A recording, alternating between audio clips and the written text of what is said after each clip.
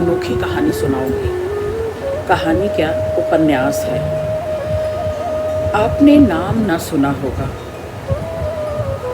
लोकप्रियता के मायने में, मापदंड में रुकैया सखावत हुसैन कहीं नहीं आती। 1880 से 1932 तक की इनकी जीवन यात्रा रही। इनकी भविष्यवादी, स्वप्नदर्शी, स्त्रीपक्षी रचना सुल्ताना का सपना, सुल्तानाज ड्रीम्स, ये मेरे मन को काफ़ी अरसे से मोहित कर रही है। रुकैया सुल्ताना को कोई नहीं जानता। रुकैया सखावत हुसैन 20वीं सदी की शुरुआत में उन विदुषी महिलाओं में हैं जिन्होंने उपन्यास लिखने की हिमाकत की। उनके खिलाफ उस दौर में भी बहुत कुछ लिखा जा रहा था। यह सब कुछ लगातार जो उनको शोषण का जो यंत्रणा मिल रही थी, जो यातना मिल रही थी, मुझे उस सब ने भी आकर्षित किया कि मैं उनके उपन्यास को ज़रूर आपके सामने पढ़ूं।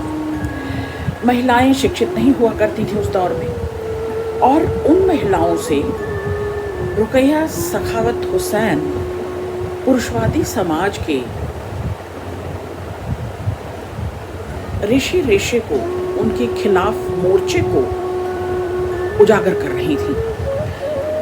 रुकैया का उपन्यास सुल्तानाज ड्रीम्स जब मैंने पढ़ना शुरू किया तो महिलाओं के जीवन की केवल पीड़ा, यातना, उनकी वंचना, उन्हें उपेक्षापूर्ण जो रवैया सहना पड़ता था, केवल यही सब देखने को इस उपन्यास में नहीं मिलता। ये उपन्यास साथियों 1905 में लिखा गया। अब आप अंदाज़ा लगाएं कि 1905 में लिखा हुआ एक स्वप्नलोक की रचना के रूप में रुकैया दरअसल औरतों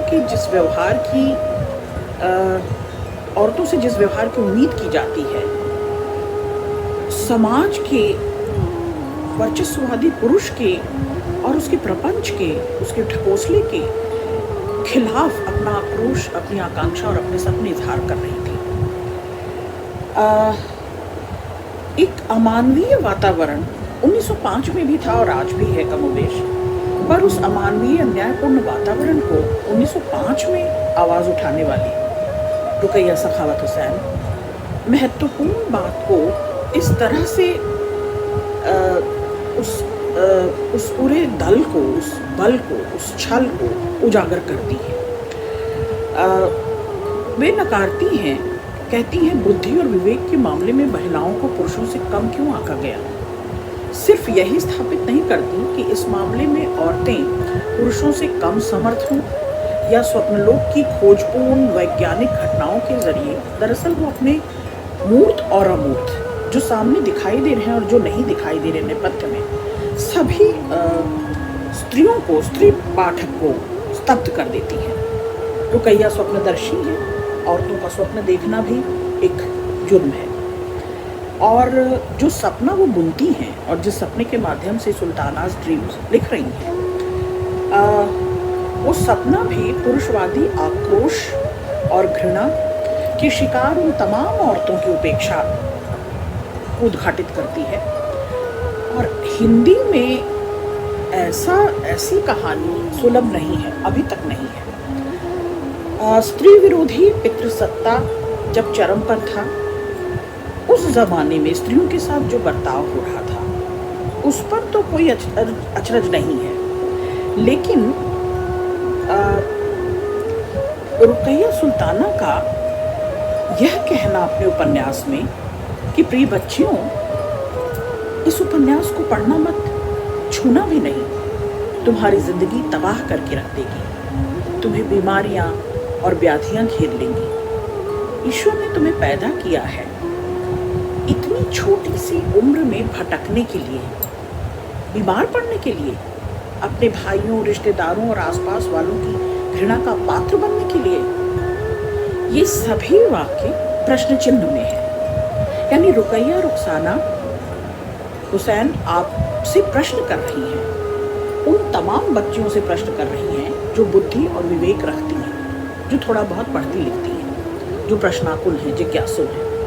और फिर कहती हैं नहीं नहीं, तुम्हें माँ बनना है, तुम्हें अच्छी जिंदगी चाहिए, यही तुम्हारा दैवी उद्देश्य है, तुमने इस उदात्त उद्देश्य को पूरा करने के लिए जन्म लिया है। क्या तुम्हें उपन्यासों के पीछे पागल होकर अपनी जिंदगी बर्बाद कर लेनी चाहिए? ये सारे प्रश्न चिन्ह वो जलते चुभते कांटे सा तीर सा चुभते सवाल हैं जो रुकैया सुल्ताना's ड्रीम्स में अपनी बच्चियों को, आने वाली नस्ल को, पीढ़ी को, स्त्रियों को संबोधित करती हैं। 1927 में प्रकाशित एक तमिल लेख कांच है जिसका इशारा रुकैया के उपन्यास सुल्ताना's ड्रीम्स की ओर है। अचरज की यह बात नहीं कि इस उपन्यास को पढ़कर आज भी पुरुषवादी मानसिकता वाले लोग महिलाओं को उपन्यास पढ़ने से मना करते हैं। जो मना किया जा रहा है यही इस उपन्यास की ताकत है। आज भी यह उपन्यास उतना ही उपयोगी और मौजूद है। और जब मुझे ये हिस्सा मिला तो मैं अपने को रोक न सकी पढ़ने से।